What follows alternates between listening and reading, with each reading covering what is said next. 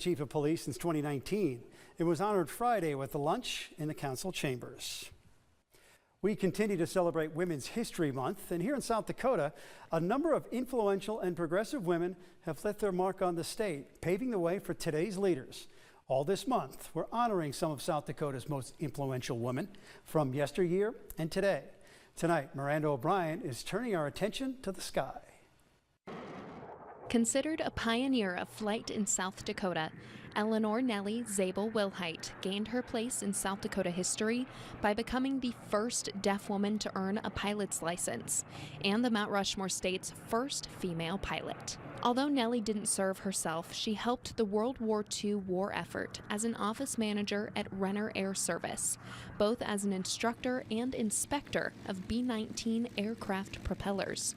Today, women at Ellsworth Air Force Base are continuing Nellie's legacy. Definitely still a male-dominated career field, but there are more women than I've seen. Our squadron right now, we have about 37 guys and we have 3 girls, which 3 girls is the most that we've had in the 3 years I've been up here, so it's really exciting to have more coming. Although the number of female aviators in the Air Force is still significantly disproportionate to their male counterparts, this military branch has released new policies to help diversify their fleet and make it more inclusive. 3 big ones.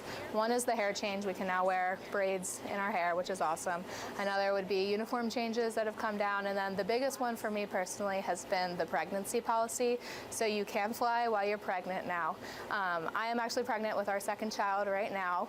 My unborn daughter right now actually has 37 hours in the aircraft, so I think that's pretty cool to tell her someday. Clearly, Brandt is already preparing the next generation of women for a future in aviation.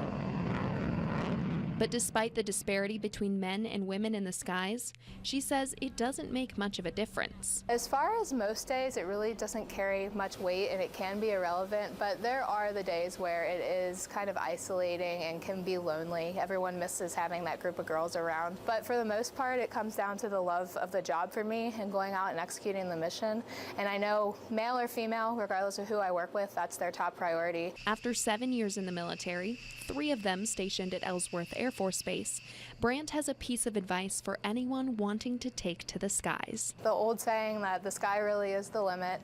If you go out there and you set a goal for yourself and you're going to work hard, then there's no reason you shouldn't be able to end up in a cockpit. And I love my job, and I would suggest it to any little kid out there, but especially little girls. Celebrating Women's History Month, I'm Miranda O'Brien. Thank you for that, Miranda. Well, we're just getting started on this St. Patrick's Day night. Having trouble